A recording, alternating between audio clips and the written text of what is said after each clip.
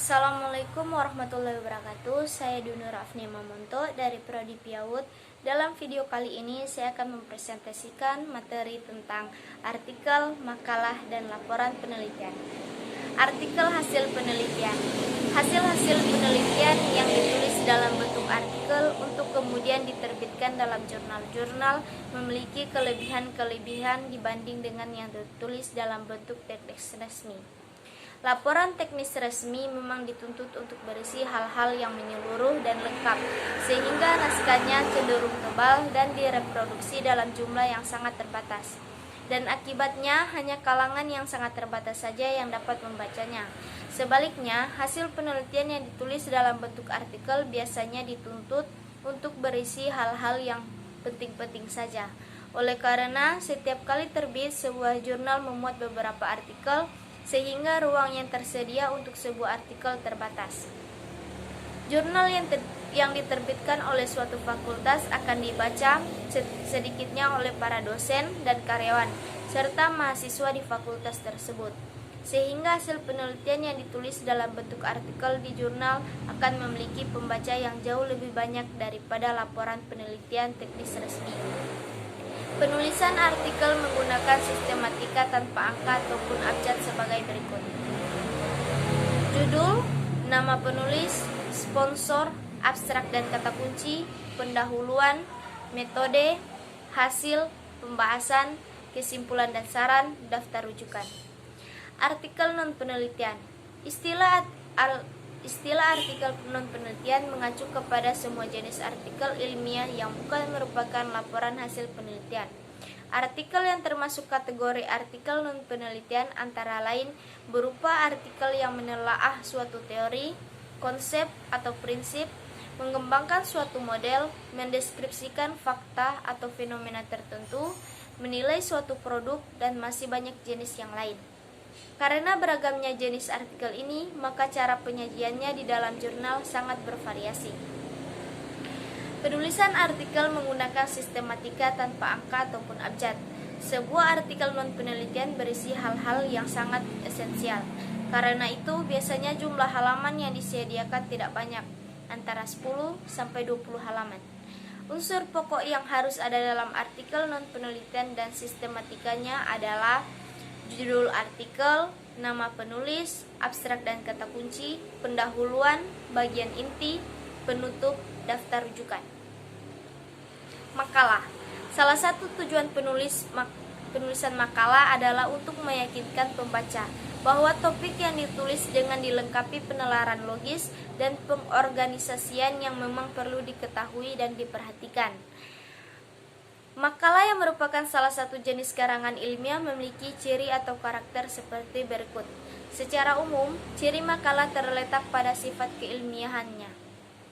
Artinya, sebagai karangan ilmiah, makalah memiliki sifat objektif, tidak memihak, berdasarkan fakta, sistematis dan logis.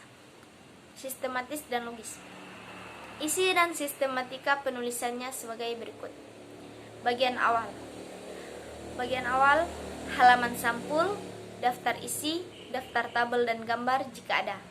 Bagian inti, pendahuluan, latar belakang, penulisan makalah, masalah atau topik pembahasan, tujuan penulisan makalah, teks utama, penutup.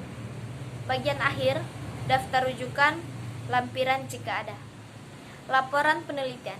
Laporan penelitian kuantitatif.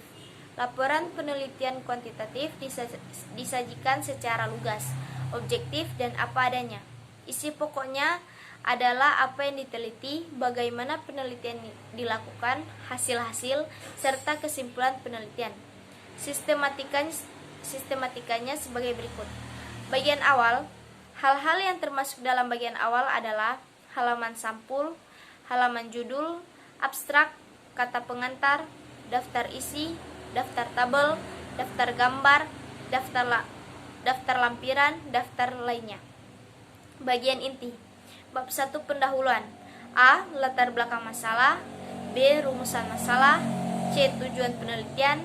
D. Hipotesis penelitian jika ada. E. Kegunaan penelitian. F. Asumsi. G. Ruang lingkup dan keterbatasan penelitian. H. Definisi istilah atau definisi operasional. Bab 2. Kajian pustaka. Bab 3. Metode penelitian. A. Rancangan penelitian. B. Populasi dan sampel. C. Instrumen penelitian. D. Pengumpulan data. E. Analisis data. Bab 4. Hasil penelitian. A. Deskripsi data. B. Pengujian hipotesis. Bab 5. Pembahasan. Bab 6. Penutup. A. Kesimpulan. B. Saran. Bagian akhir. Pada bagian ini termuat daftar rujukan, lampiran-lampiran. Laporan penelitian kualitatif. Laporan penelitian kualitatif haruslah mampu memberikan gambaran yang utuh dan konseptual tentang topik yang diteliti. Terdapat 3 model format yang dapat digunakan dalam menulis laporan penelitian kualitatif, yaitu format tetap 1, format tetap 2, dan format bebas.